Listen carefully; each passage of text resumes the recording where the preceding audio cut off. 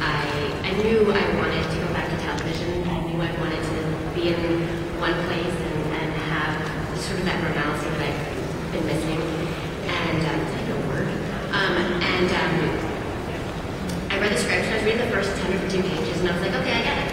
And then my friend said, no, you have to keep reading. And I was like, why? I know where this is going. And she's like, no, you don't. And then I'm like, what? They're doing what? Can you do that on TV? And I realized that it was the first time in a really long time that I had been surprised by something. I think I said earlier, I was the person that, and I hope none of you were in the theater at the time, but I was the person that at Sixth Sense went, is he dead? Really loud.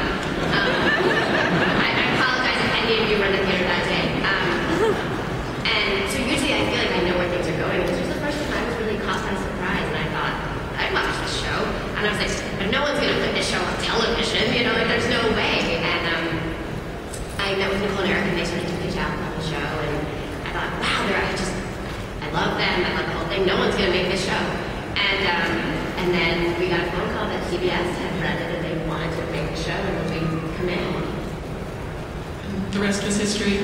For the producers, can you, in the pilot, you introduced the idea that Siobhan knows a child named Sean, and that something happened to him that was possibly Bridget's fault. Talk a little bit about that and how that will unfold. Do not say anything to anyone. Just keep it in.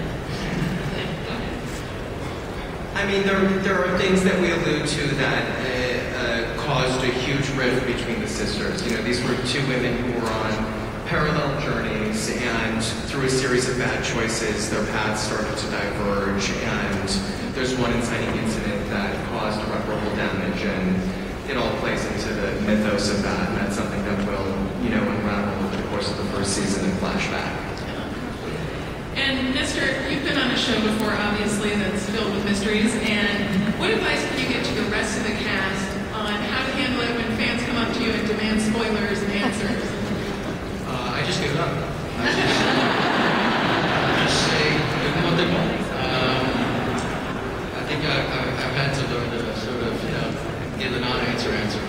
And, you know, it's ultimately, I don't think people really want to know the answer until it's all done and it's after the fact. But I think you can still talk about it and talk about it without actually addressing the specific answer. Like politicians. What do you want to know about Dark Knight Rises?